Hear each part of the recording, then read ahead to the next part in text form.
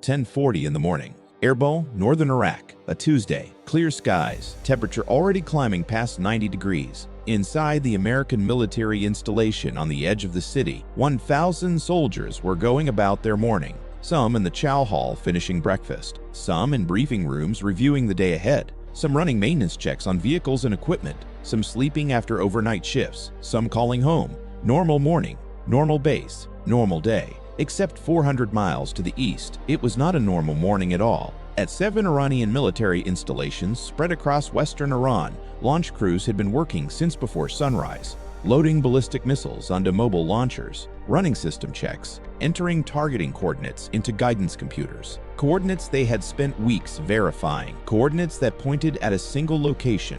The base in Erbil, 130 ballistic missiles, all aimed at the same target, all ready to fire within seconds of each other. A saturation attack designed on one principle. If you send enough missiles at once, some will always get through. And when ballistic missiles carrying high explosive warheads hit a military base, people die.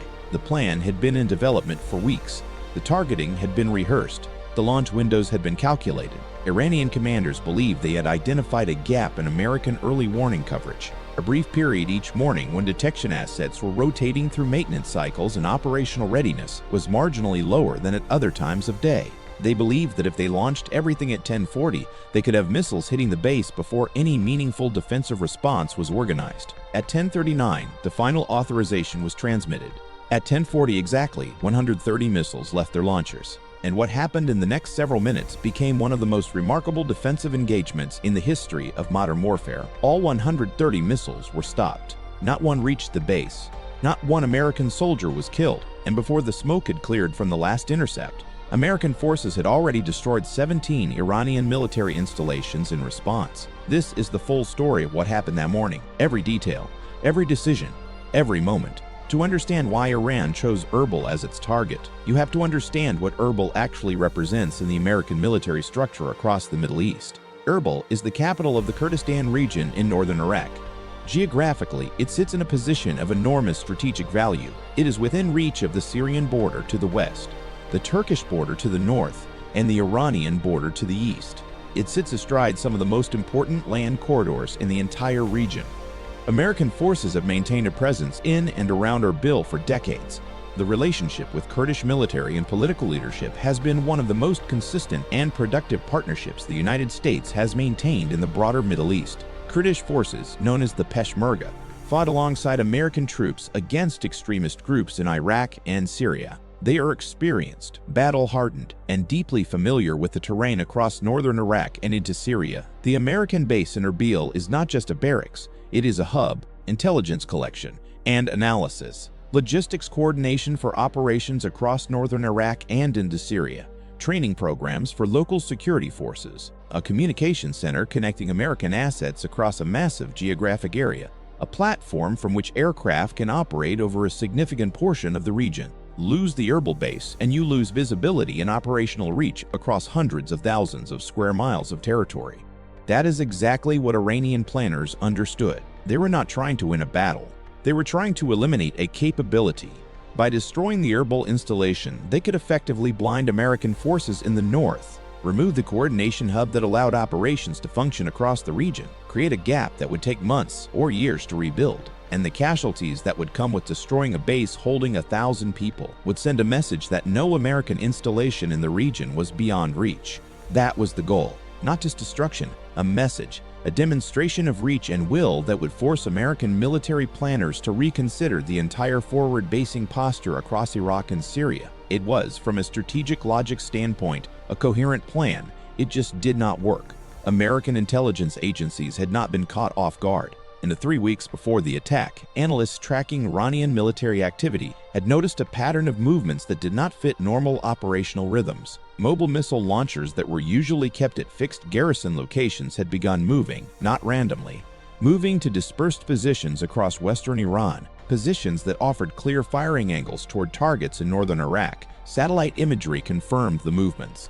The vehicles were consistent with mobile ballistic missile launch platforms, the type of systems Iran had been developing and expanding for years, specifically to give them options against American forces and facilities in the region. Communications intercepts added more detail. increased traffic between Iranian Revolutionary Guard units, encrypted communications that suggested coordination between multiple dispersed units, the kind of traffic pattern that precedes a large coordinated operation. Fuel and logistics movements were also noted. Supply convoys moving to forward positions, the kind of resupply activity that goes along with active launch preparation rather than routine maintenance or training. The intelligence picture was not perfect. It rarely is. Analysts could see that something significant was being prepared. They could estimate the scale. They could identify likely targets based on the geographic positioning of the launch vehicles. But the precise timing remained uncertain. Iranian operational security was careful enough that the exact window of the attack was not known in advance. What this intelligence did allow was preparation. The defensive systems protecting the Erbil base were quietly elevated to higher readiness states. Additional interceptor missiles were moved forward. Radar coverage was assessed and strengthened where gaps existed. Personnel were briefed on heightened threat levels without causing alarm that would telegraph awareness of the threat to Iranian surveillance. The defenders knew something was coming. They did not know exactly when, and they did not know the scale would be 130 missiles. Inside Iranian military planning, the decision to use 130 missiles was not made casually. Iranian commanders were well aware of the Patriot missile defense system protecting American bases in Iraq.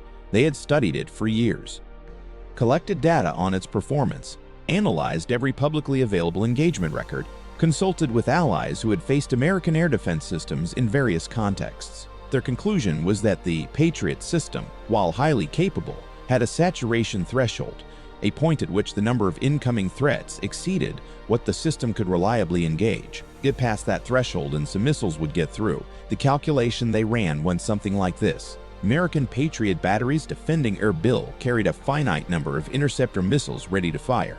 Each interceptor engaged one target. The system needed time between launches to track new targets and calculate intercept solutions. Fire enough missiles fast enough from enough directions, and you would overwhelm both the physical inventory of interceptors and the computational capacity to manage every threat simultaneously. Their estimate was that launching more than 100 missiles simultaneously from multiple directions would achieve this saturation effect. They added 30 on top of that estimate as margin. 130 missiles was, in their calculations, the number that guaranteed some would reach the target regardless of American defensive capability. The plan was also designed with geographic complexity.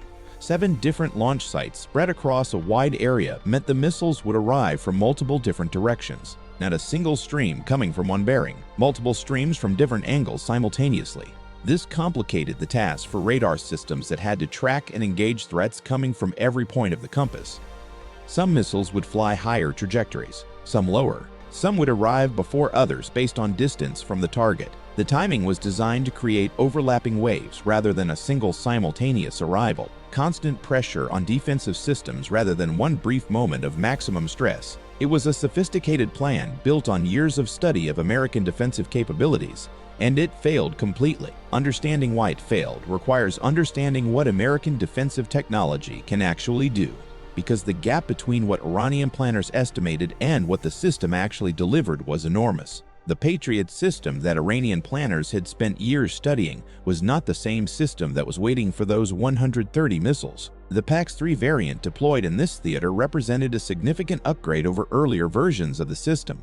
The interceptor missiles themselves had been redesigned. Instead of using proximity detonation to destroy incoming warheads, the PAX-3 uses direct hit-to-kill technology. The interceptor physically collides with the incoming warhead. At closing speeds that can exceed 2 miles per second, the kinetic energy of that impact is enough to destroy even heavily reinforced warheads. The radar systems feeding the Patriot batteries had also been substantially upgraded. The SPY-6 radar, which had been integrated into the regional air defense network, is a generational improvement over earlier systems. It can track hundreds of targets simultaneously across a much larger area of sky. It can distinguish between different types of incoming threats. It can prioritize engagements based on threat level and impact time. And it does all of this with a processing speed that earlier radar generations could not approach. Critically, the system protecting Erbil was not operating in isolation. It was networked. Radar data from multiple locations fed into a common picture. What one radar could see, every battery could use. A missile detected by a sensor 50 miles away gave defensive systems additional seconds of tracking time before it entered the engagement range of interceptors at the base itself. Those extra seconds matter enormously. In ballistic missile defense, time is everything. A few additional seconds of tracking allow for more precise intercept solutions, better defined engagement windows, higher probability of kill on each shot. Beyond the Patriot system itself, the base had additional layers. Medium-range systems handled threats at higher altitudes and greater distances. Terminal defense systems provided a final layer close to the base for anything that made it through the outer defenses. Electronic warfare capabilities were also active, attempting to degrade guidance systems on incoming missiles and create uncertainty in their terminal approach trajectories. What Iranian planners had calculated was the capability of individual systems operating in isolation. What they faced was a fully integrated, networked, layered defense that performed as a single coordinated system rather than a collection of separate batteries. The gap between their model and reality was the difference between a plan that should have worked and a plan that failed completely. At 10:40 in the morning, the first missiles left their launchers at 7 Iranian sites simultaneously. The launches were detected before the missiles had traveled 2 miles. Space-based infrared sensors picked up the heat signatures of rocket motors igniting. The data was processed and transmitted to ground stations in seconds. Computers began calculating trajectories from the burn signatures, projecting impact points, estimating time to target. At the same time, ground-based radar systems acquired the missiles as they climbed through the lower atmosphere. The tracking data confirmed what the infrared sensors had already indicated: multiple launches from multiple sites, all trajectories converging on the same target area, Erbil. Within 12 seconds of the first launch, the threat data had been compiled, assessed, and transmitted to defensive systems and personnel across the theater. 12 seconds. In those 12 seconds, the following things happened. Patriot battery radar systems received the threat data and began calculating intercept solutions for all 130 incoming missiles simultaneously. Interceptor launchers rotated to engagement positions. Power systems activated to full combat mode. Launch crews went from standby to active engagement posture. Inside the base, the alarm system activated at 10:40 and 12 seconds. Not a warning of possible threat, a confirmed attack notification with impact time estimated at 4 to 6 minutes. The base had been through attack drills many times. Personnel knew exactly what to do. What was different this time was the scale of the confirmed incoming threat. 130 missiles. A number that, even for experienced soldiers who had been briefed on elevated threat levels, was beyond what anyone had seen directed at a single installation. People ran. To shelters, to hardened positions, to their duty stations. Because even in the middle of an attack, the base does not simply shut down. Communications have to be maintained. Defense systems have to be monitored and supported. Command and control has to function. Some people had to stay at their posts. They stayed. The first intercepts happened at a distance of more than 40 kilometers from the base. Long-range interceptors, the outermost layer of the defense, engaged the fastest and most threatening missiles first. Those on the lowest trajectories, those with the most direct lines to the highest value targets inside the installation. The command center, the communications hub, the runways. The intercepts at long range produced explosions visible as brief flashes from the ground. Debris from destroyed missiles fell harmlessly into the desert east and northeast of the city. But even as the first missiles were being destroyed at maximum range, dozens more were still inbound. The middle layer of the attack was entering the engagement envelope of the next tier of defensive systems. Medium-range interceptors fired in rapid sequence. The sound on the ground was a continuous series of launch signatures, not individual shots with pauses between them. A sustained firing cadence as the system worked through its prioritized engagement list. The Iranian missiles came in from multiple directions as planned. From the northeast, from the east, from the southeast. Each bearing required the defensive systems to manage independent engagement tracks. The radar picture during this period was extraordinarily complex. Dozens of inbound threats at various ranges and altitudes, dozens of outbound interceptors tracking toward them, and a continuous stream of new data requiring constant recalculation. The integrated network that processed all this data performed without a single failure. Intercept after intercept confirmed in the sky above and around Erbil. The people in the shelters below heard it as a near-continuous series of detonations overhead. Not the deep thud of warheads hitting the ground, the sharper crack of intercepts at altitude, the sound of the defense working. 3 minutes into the engagement, the count stood at 87 missiles destroyed, 43 still inbound. The outer and middle layers had performed beyond their designed parameters. But 43 missiles at closer range were now the problem of the inner defensive layers. Terminal defense systems engaged. PAC-3 interceptors at close range fired at threats now only a few kilometers out. Each intercept had to be nearly perfect at this distance. The margin for error shrank as the ranges closed. By 4 minutes, the count stood at 119 destroyed, 11 missiles remaining. Under 2 minutes to potential impact, the final layer activated, close-in systems, point defense. Every remaining interceptor available engaged the last 11 threats. At 4 minutes and 38 seconds after the first launch, the last incoming missile was destroyed. 4 miles from the base perimeter, 130 missiles, 130 destroyed. The base was untouched. For the 1,000 soldiers inside the base, the 4 minutes and 38 seconds of the engagement were among the longest of their lives. Sergeant Marcus Webb, a communications specialist on his third deployment to Iraq, described being in a reinforced shelter with 30 other soldiers when the alarm went off. He said the first thing everyone did was check their watches, not out of habit, because when you know missiles are incoming, you count down the minutes, you calculate how long you have. He said the sounds overhead were constant, not occasional, constant, a rhythm of intercepts that told you the defense was working. But you did not know how many missiles were out there. You did not know if the intercepts you were hearing were getting all of them or just some of them. Another soldier, a logistics coordinator on her first deployment, said she spent the entire time with her hand on the arm of the soldier next to her. Not because she was afraid, she said, because the human contact made the waiting possible. A young private from Georgia who had been in the country for 11 days said he kept thinking about a conversation he had with his father the night before. A routine call. Nothing dramatic. His father talking about fixing the fence on their property. Normal family conversation. And he thought that if something happened to him that morning, the last thing he had talked about with his dad was a fence. He was fine. He called his father that evening and told him to fix the fence. The medics who had positioned themselves near the shelter entrances in preparation for casualties sat through the entire engagement without a single patient. When the all-clear sounded, one of them said she felt something she struggled to describe. Not relief exactly, more like disbelief. She had mentally prepared for a mass casualty situation. The transition from that mental state to realizing nobody was hurt took longer to process than the attack itself. The base commander, whose name has not been made public, walked out of the command center when the all-clear sounded and stood in the courtyard for a moment.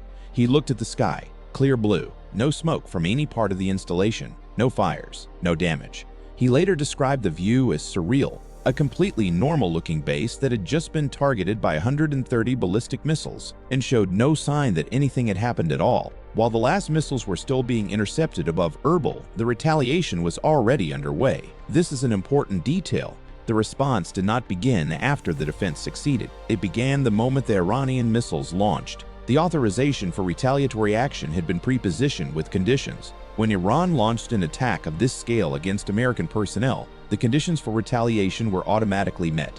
No further authorization was required, no waiting to assess damage, no diplomatic pause. The moment those 130 missiles left Iranian launchers, American strike assets began moving toward their assigned targets. The targeting list for the retaliation had been built over the preceding weeks. During the same period that intelligence analysts were tracking the Iranian buildup, military planners had been working in parallel with intelligence collection. As each new piece of information about Iranian launch sites and supporting infrastructure came in, it was incorporated into the targeting list. By the time the attack came, the retaliation plan was complete and ready. 17 installations were on the list. The 7 launch sites that had fired the missiles, the command and coordination centers that had planned and authorized the attack, the logistics and support infrastructure that enabled Iranian ballistic missile operations in the region, the radar and surveillance networks that supported Iranian military planning, the ammunition storage facilities that held the missiles that had not yet been fired. Strike aircraft had been airborne before the Iranian missiles even reached their halfway point, positioned at standby locations, armed and fueled, waiting for the order that came the moment Iranian launch signatures were detected. Cruise missiles launched from naval vessels in the region were already in flight toward their targets. The response was not reactive. It was simultaneous. The first target destroyed was the Iranian Revolutionary Guard Command Center that had transmitted the launch authorization that morning. The building was struck by 2 precision-guided munitions within 30 minutes of the Iranian missiles launching. The command staff present when the authorization was transmitted were inside the building when the strikes hit. The facility was destroyed completely. The 7 launch sites came next. Not just the launch vehicles that had fired that morning. Everything at those locations. Radar systems, communications equipment, support vehicles, fuel storage, Maintenance facilities. The goal was not just to destroy what had been used in the attack. The goal was to ensure those locations could never be used to stage another attack. Ever. Each of the 7 sites was struck by multiple munitions. Precision weapons from aircraft arrived first, targeting the highest value elements at each site. Follow-on strikes with larger munitions addressed hardened structures and underground storage. By the time the strikes on the launch sites were complete, there was nothing left at any of them that could support future missile operations. The ammunition storage facilities were among the most dramatic strikes of the operation. 4 large depots holding ballistic missile stockpiles were targeted simultaneously. When precision munitions penetrated the storage bunkers, the secondary explosions from the stored missiles dwarfed the initial strike. The chain reactions at several sites produced explosions large enough to be detected by seismic monitoring equipment in neighboring countries. Months of accumulated missile inventory, gone in seconds. The radar and surveillance installations that supported Iranian military operations in the region were systematically eliminated. These were not just radars pointed at the Erbil attack corridor. They were the sensors that gave Iranian commanders situational awareness across the theater. Their destruction degraded Iranian intelligence collection capabilities across a broad area, not just along the lines relevant to the morning attack. The training centers where Iranian missile crews were educated and practiced were also struck. The knowledge and expertise represented in those facilities could not be replaced quickly. Destroying them meant that even if Iran rebuilt its missile inventory and launcher fleet, it would take years to train the crews needed to operate them effectively. The Iranian naval coordination facilities that supported fast attack boat operations in the region were included in the target list. These facilities had provided logistical and operational support to the naval components that were part of the broader escalation plan, of which the Erbil attack was one element. 17 installations, systematically dismantled, each one chosen not just to respond to the morning attack but to degrade the overall capability that made such attacks possible. The operation was complete within hours of the Erbil attack beginning. In the hours and days after the attack and response, military analysts across the world began working through what had just happened and what it meant. The most immediate and significant conclusion was about the state of ballistic missile defense technology. For decades, the theoretical debate about missile defense had centered on the fundamental problem of saturation. The argument against comprehensive missile defense was always the same. Missiles are cheaper to build than interceptors. An adversary can always build enough missiles to overwhelm any defense. The economics of offense versus defense inherently favor the attacker. What happened above Erbil that morning challenged that assumption in a direct and concrete way. 130 ballistic missiles, 0 successes, 100% interception. That number would have been considered nearly impossible by most serious analysts before it actually happened. The previous record for a sustained missile defense engagement was nowhere near that scale. The fact that a fully integrated, networked air defense system could achieve complete interception of a 130 missile saturation attack fundamentally altered the calculations that adversaries had been making about the utility of ballistic missiles as a tool of coercion. The second major strategic conclusion was about the concept of simultaneous retaliation. American forces had not waited to assess the damage before responding. They had not waited for diplomatic consultations. They had not waited for a public announcement of intent. The response had launched at the same moment as the defense engaged. By the time the last Iranian missile was destroyed above Erbil, the first American strikes were already reaching their targets inside Iran. This simultaneity sent a message that went beyond the immediate engagement. It demonstrated that American military planning had evolved to a point where attack and response were no longer sequential events separated by deliberation time. They were parallel processes. Launch missiles at American forces, and you are not just triggering a response. You are receiving a response at the same moment your missiles are in the air. The third conclusion was about the cost ratio of the engagement. Iran expended 130 ballistic missiles, representing years of production and enormous financial investment. It destroyed 0 targets. It then lost 17 military installations, representing an even larger investment in infrastructure, equipment, and trained personnel. The net result was a massive degradation of Iranian military capability, with 0 corresponding gain. For Iranian military and political leadership, the engagement was not just a tactical failure. It was a strategic disaster that reset the baseline of their military capability significantly downward. The immediate losses were significant enough on their own. 130 ballistic missiles represented a meaningful portion of the operational inventory of the specific missile types used in the attack. These are not weapons that can be quickly replaced. The production facilities, the raw materials, the technical components, the assembly processes, the testing and qualification requirements, Building a ballistic missile capable of hitting a target hundreds of miles away with any precision takes time, resources, and expertise. The 7 launch sites, now destroyed, had represented years of investment in hardened positions, pre-surveyed firing points, and integrated logistics support. Rebuilding them from scratch in locations that could not be immediately identified and targeted by American intelligence was not a simple task. The Command and Coordination Center that was destroyed in the first wave of strikes had housed experienced personnel, officers who had planned and executed Iranian missile operations over years. Their institutional knowledge, their relationships with other elements of the system, their understanding of operational patterns and procedures. That cannot be rebuilt quickly. The radar network that was destroyed across the 17 targeted sites had provided Iranian forces with a comprehensive picture of American military movements in the region. Without it, Iranian commanders were operating partially blind. They could not track American aircraft and naval vessels with the same confidence they had the day before. Every operation, every movement of Iranian forces now had to account for a degraded awareness of what American assets were doing and where they were. The ammunition depots that exploded in the secondary detonations had held more than just the missiles used in the Erbil attack. They had held reserves intended for future operations, future pressure campaigns, future coercion attempts. All of it gone in the chain reactions that turned 4 storage sites into craters. And the training centers, the ones that had been building the next generation of Iranian missile crews, were gone. The curriculum, the simulators, the instructors, the students who had been in the middle of training cycles, the institutional program that had been producing qualified missile operators for years, destroyed. The total loss was not just measured in equipment, it was measured in years. Years of accumulated capability, built patiently through investment and effort, eliminated in an engagement that lasted less than 4 hours from first Iranian launch to last American strike. Within hours of the engagement ending, every military headquarters in the Middle East was analyzing what had just happened. Not just Iranian allies. Every state with a military that had been watching the trajectory of the confrontation between American forces and Iranian-linked groups across the region. Every commander who had been making calculations about what American forces could and could not do. Every planner who had been building scenarios based on assumptions about the limits of American defensive and offensive capability. The Erbil engagement forced a fundamental reassessment. The assumption that ballistic missile saturation attacks could overwhelm American defenses was gone, not weakened, eliminated.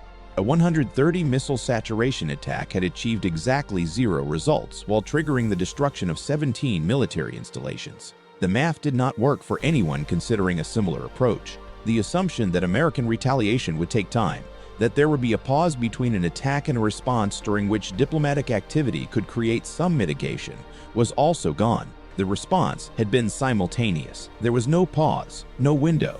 Attack American forces and the response is already in the air before your missiles reach their target. For Iranian proxy forces across the region, the message was equally clear. The network of Iranian-linked facilities and coordination points that had been targeted in the 17-base response had included sites in Iraq and Syria, as well as inside Iran itself. The reach of the response demonstrated that the retaliation was not geographically limited to Iran proper. Wherever Iranian-linked military infrastructure existed, it was a potential target. The political leadership in Tehran faced questions from within their own system that they did not have good answers to. The operation had been sold internally as a demonstration of capability that would force American reconsideration of their presence in the region. Instead, it had resulted in a comprehensive demonstration of American capability that made Iranian missile forces look impotent. The political cost inside Iran was significant. 10:40 in the morning, 1,000 soldiers going about their day in Erbil, Iraq, 130 ballistic missiles launched simultaneously from 7 sites across western Iran, the largest coordinated missile attack ever attempted against American military forces. 12 seconds from first launch to first alert. 4 minutes and 38 seconds from first launch to last intercept. 130 missiles, 130 stopped, 0 buildings damaged, 0 aircraft destroyed, 0 vehicles lost, 0 soldiers wounded, 0 soldiers killed, 17 Iranian military installations destroyed in response, 7 launch sites eliminated, 4 ammunition depots detonated in massive secondary explosions, the command center that sent the launch order destroyed, the radar network that supported Iranian military planning across the region taken down, the training infrastructure that built missile crews flattened. 1,000 soldiers walked out of their shelters that morning and went back to their jobs. Some finished the breakfast they had dropped when the alarm went off. Some called home. Some went straight back to their duties because the work did not stop. A young private from Georgia called his father that evening and talked about a fence. Iran had launched everything it had at a defended American position and discovered in the most direct way possible that the defense was better than they had calculated and that the response would not wait for anyone. 130 missiles fired, 17 bases gone, 0 American casualties. That is what happened at 10:40 in the morning in Erbil, Iraq. And it is a number that changed how every military in the region looked at what American forces could do. You fire 130 missiles at American troops. You lose the missiles. You lose the launchers. You lose the bases. You lose the commanders who gave the order. You lose the radars that helped you plan it. You lose the depots that stored your reserves. You lose the schools that trained your crews. You lose everything, and every single American soldier walks out of the shelter and goes back to work. That is the lesson of 1040.